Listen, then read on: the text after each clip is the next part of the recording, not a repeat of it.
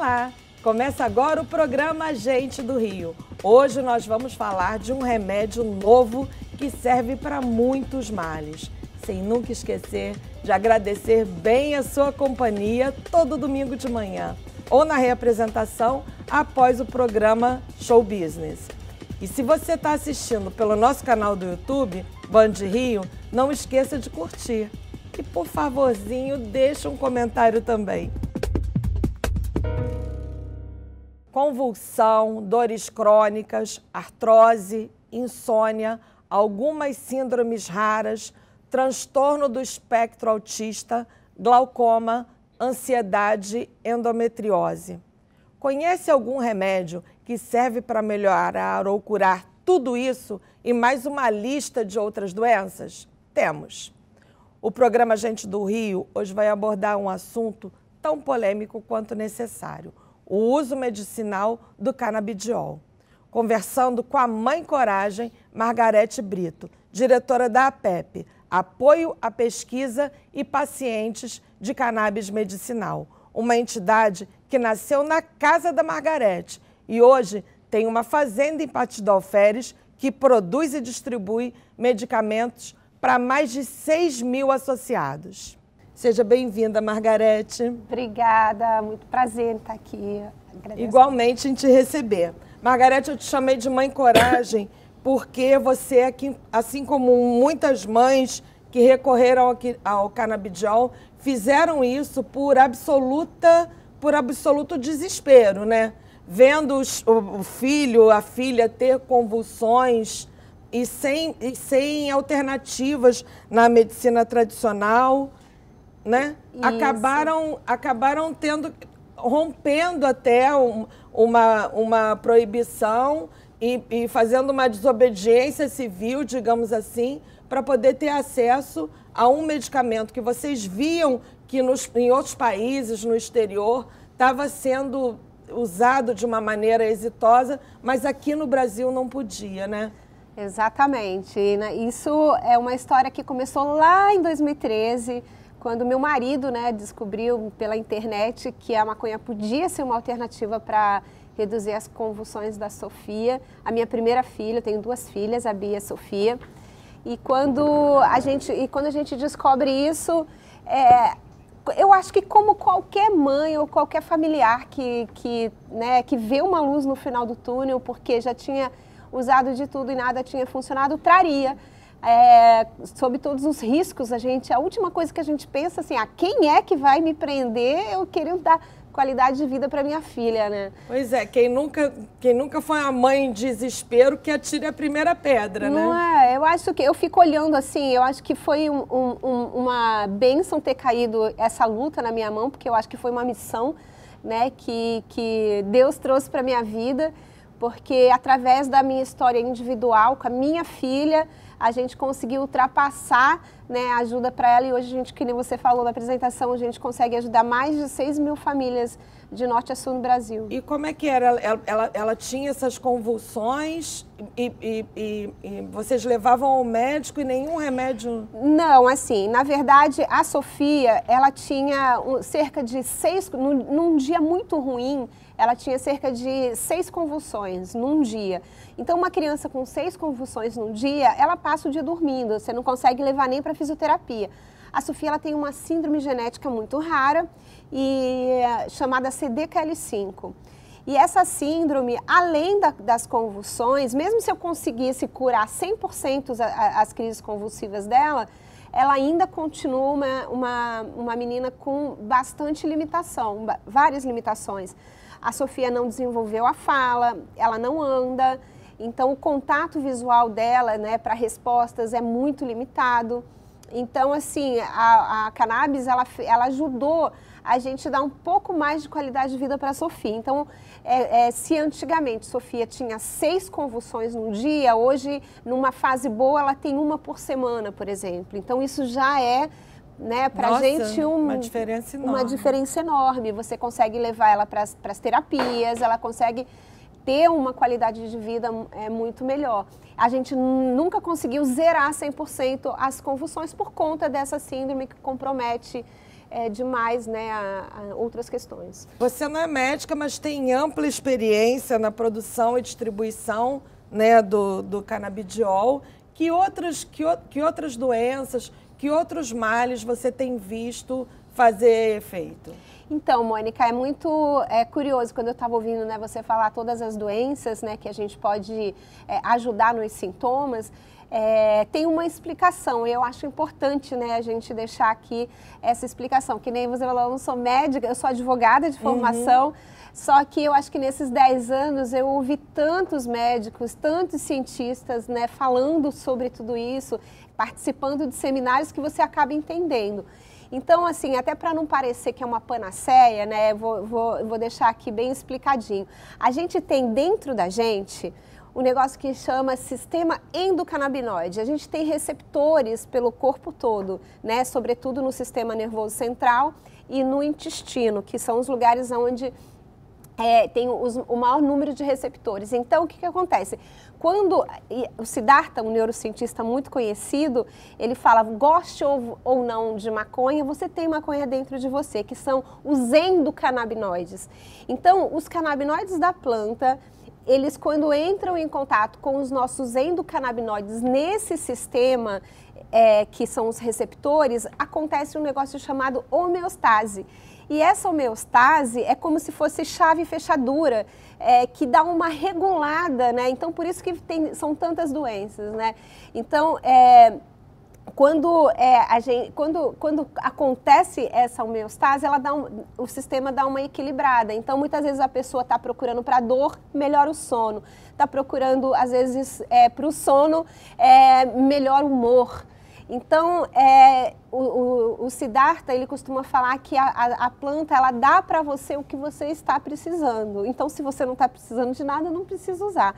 Mas é importante, né, para não parecer uma panaceia. E é isso que você falou, é autismo, é Alzheimer, é dor, é convulsão. Essas síndromes raras, né? A minha filha mora na Austrália, descobriu que tem uma síndrome dessa, que não é tão rara, que é Ehlers-Danlos, eu não sei nem falar direito, é um nome esquisito, mas é a síndrome dos contorcionistas. Então, o que acontece? Ela tem os tecidos e os ossos, enfim, a estrutura óssea mais flexível, com menos capacidade de suportar. Nos casos mais graves, tem jovens que ficam até na cadeira de rodas, não conseguem mais andar. O caso dela, graças a Deus, é o caso menos grave, mas assim, ela sentia dores na coluna, e já estava o pé chato, estava com dificuldade de fazer algumas coisas. E lá na Austrália foi recomendado a ela está usando a cannabis, e é o que você falou, melhorou as dores na coluna, melhorou o sono, aí começa a dar uma equilibrada em uma série de coisas. Não, né? É incrível, realmente é incrível. Lá na associação a gente... assim, o que dá o combustível, né, de toda a dificuldade dessa luta, muitas vezes são os relatos que a gente recebe no dia a dia de pessoas que estão dormindo melhor, que estão comendo melhor. Teve uma associada, a Rosilene, que ela tinha fibromialgia. Você acredita que ela já tinha, enfim, usado de tudo, nada tinha funcionado. E aí, como última alternativa, assim, aquela pessoa que no relato já estava pensando em suicídio, porque vida com dor não deve ser fácil. Eu, graças a Deus, não tenho nenhum problema de saúde, ficou tudo para a Sofia. Mas ela fez uma tatuagem da Pepe de tanta gratidão, porque as dores melhoraram, a qualidade de vida dela melhorou. E é isso, assim, melhora uma coisa, melhora, além de melhorar o sono, o humor, a dor, melhora a questão da família, porque quando você tem uma pessoa na família que tem algum problema, afeta, né, filho, marido, afeta tudo. E você e seu marido começaram assim, plantando em casa. Plantando em casa. Foi muito... as coisas foram acontecendo assim, muito sem a gente planejar, na verdade. Quando a gente descobre que podia ser remédio da Sofia, a gente manda trazer lá dos Estados Unidos, muito rápido fica muito conhecido, vai para o Fantástico, e aí as pessoas começam a procurar, e aí a Anvisa começa a reter as coisas que vêm lá dos Estados Unidos, porque é isso, pela letra fria da lei ainda é tudo proibido. Então, a gente muito rápido, a gente consegue contato com pessoas que tinham conhecimento sobre isso. E as pessoas viajavam já para os países onde a maconha era legalizada e se informava como que essa questão de plantar e tal. E aí, enfim, aí eu ganhei umas plantas e comecei, falei assim, bom, se essa pessoa consegue, eu também consigo, né? Então era isso, era um médico que ele plantava numa cobertura lá na Barra onde ele morava e ele plantava, ele fazia o remédio e dava para a sogra dele que tinha fibromialgia. E uma vez ele me deu um pouquinho para eu dar para a Sofia. E aí quando eu dei para a Sofia foi incrível, porque funcionou muito melhor do que aquele que estava vindo a $500. Então, e aí essa rede que na época a gente chamava de rede secreta, nós trocamos muitas informações a respeito de cultivo, de extração, e aí a gente, nessa rede, a gente incluiu, na época, uma farmacêutica da UFRJ, e a gente foi aprimorando. Então, essa troca de saber, que a gente, na verdade, não estava inventando a roda, porque fazer extração de remédio de planta é uma coisa mais que milenar, né? A gente estava só fazendo ali um resgate. Então, aliás, o Brasil é rico nisso, né? Plantas medicinais. Em plantas medicinais, inclusive na Amazônia e em outras, outras áreas. Né, que é exportado, enfim. E aí a gente foi, assim, de 2014 até 2016, 2017, 2018, a gente foi fazendo de uma forma muito, assim, artesanal, né, sem muita organização. E aí vocês começaram a fazer na casa de vocês e as pessoas começaram a pedir, e aí de 300 chegaram a 6 mil. 6 mil, exatamente. Aí chegou uma hora que a gente viu, caramba, isso é um trabalho. Né? Porque a gente, às vezes, ficava eu e meu marido até 2 horas da manhã desinfetando frasquinho, fazendo extração, que era uma rotina que já tinha, que a gente tinha, nós tínhamos pessoas que dependiam daquilo, né? Porque é isso, sim, as pessoas vão conversando umas com as outras, né? E aí funciona para um, funciona para o outro. Aí, se você dá esse mês que vem, ela vai precisar de novo, porque tem que dar continuidade. E aí, daqui a pouco, descobre que o filho, o marido, o pai... Enfim, aí foi assim. Quer dizer, e hoje vocês têm uma fazenda em Pátio do Alferes, vocês têm um laboratório onde vocês produzem os remédios, vocês têm um escritório no centro da cidade, onde distribuem os remédios, empregam cerca de 80 pessoas... Quer dizer, é toda uma rede, mas citando Cidade Negra, você não sabe o quanto eu caminhei para chegar até aqui, né? Ninguém sabe o quanto eu caminhei. É isso, assim, é muito trabalho, né? Você coordenar um número desse de pessoas, né? E assim, é importante dizer que a gente, toda essa atividade que a PEP desenvolve aqui no Rio de Janeiro é subjúdice. O que significa isso? Significa que existe um processo onde nós tivemos uma sentença que garantia uma segurança jurídica, né, onde a polícia não poderia, em tese, nem levar as plantas e nem ninguém preso. Só que a Anvisa e a União Federal, elas sempre recorrem, e a validade dessa decisão, ela fica sempre suspensa. Então, a gente vive aquele limiar de legalidade e ilegalidade o tempo todo, assim, sabe? Com medo de, ai meu Deus, se a polícia, se um policial maluco entrar aqui e cortar essas plantas que nem mostra no filme. Isso que eu ia abordar. A história de vocês é tão bacana que acaba de virar um documentário que eu vi e, assim, achei muito legal. E no documentário vocês contam uma passagem de uma vez que a polícia foi ao sítio, à fazenda, depois de uma denúncia de que tinha coisa ilegal, plantação de maconha e tal, e aí vocês explicando para os policiais, até que um policial disse que tinha um filho ou parente autista e percebeu que aquilo podia ajudar a família dele. Quer dizer, as pessoas só... E aí virou... A batida policial virou uma outra coisa, né? É verdade, foi incrível. A gente está acostumado a fazer do limão limonada. Eu digo que do limão a gente está fazendo caipirinha já. Porque sempre que acontece alguma coisa muito grave, a gente consegue reverter, né? Porque eu acho que é uma força do bem tão grande que é quando as pessoas, mesmo quando são contra, quando sabe, né, a quantidade de gente que a gente está ajudando e de quanta gente a gente ainda pode ajudar, a pessoa muda de ideia, né? Porque é outra coisa. Esse spoiler do filme, que eu acho que é uma das melhores partes do filme, né, onde o Manuel, que era o coordenador da fazenda, ele conta, né, a polícia chegando e fala, eu recebi uma denúncia e eu ouvi dizer que aí tem maconha. Ele, maconha tem muita. E aí a polícia entra e aí os funcionários começam a mostrar, a explicar, não sei o quê, nananã, até que ele realmente entende, né, que aquilo não é tráfico, que aquilo não é, né, não tem bandido, não tem arma, não é nada disso. É uma associação de pacientes. E quando as pessoas entendem, elas mudam de ideia na hora. No próximo bloco, por que a cannabis ainda não é produzida em escala pela indústria farmacêutica? Você acha que a cannabis pode ser útil para algum mal seu ou da sua família? Como conversar com seu médico sobre isso? Fique com a gente, que o Gente do Rio volta já.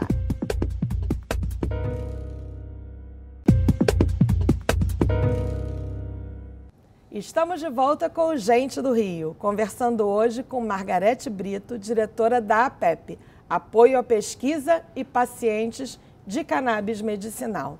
Margarete, quando se fala em cannabis, como que ela se apresenta? Como que ela pode se apresentar? A minha filha, por exemplo, ela me mandou um vídeo da Austrália, aí tem o em gotas e tem o vaporizador, que são a flor que se chama, né? Isso. Que são umas pedrinhas assim que ela coloca e ela consome também de manhã para ansiedade e de noite para dormir. Então, vamos lá. É importante, né, as pessoas entenderem que a mesma planta que faz o óleo, que é o que a minha filha toma, minha filha não fuma, ela toma gotinhas, né? É um remédio que você pinga na colher e ela toma, né? Mas esse que a gente chama de óleo, porque o veículo é oleoso, ele é feito dessa mesma planta, da flor, né? Não é a folha, né? A folha a gente até dispensa, isso até mostra no filme. Então, as substâncias medicinais, elas estão na flor. Então, a flor, ela é desidratada e essa mesma flor você pode colocar nos países onde a maconha é legalizada, você coloca essa flor, que estão todas as substâncias que você precisa, seja o canabidiol, seja o THC, seja o CBG, porque a planta ela tem mais de 100 substâncias nela, né? Então, você coloca ela no vaporizador e vaporiza. Qual que é a diferença de você, de um adulto vaporizar ou de uma criança tomar gotinha? Nos países onde a maconha é legalizada, o médico prescreve no receituário para o paciente vaporizar. Vaporizar é diferente de fumar. Vaporizar é uma canetinha vaporizadora, as pessoas podem procurar na internet que tem lá exemplos para entender.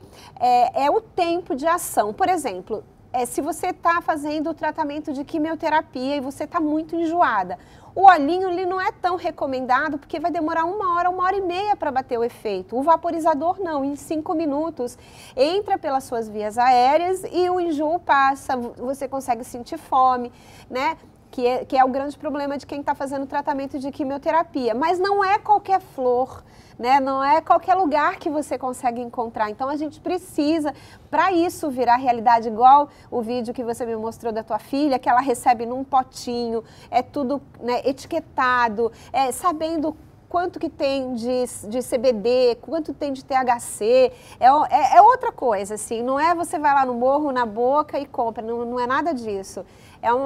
É uma planta que você cultivou para fazer uso medicinal, ela tem todo um tratamento diferenciado. Então, lá na Austrália, minha filha compra na farmácia, direitinho, com tudo, com o nome da farmácia no pote, com quanto de cada substância tem.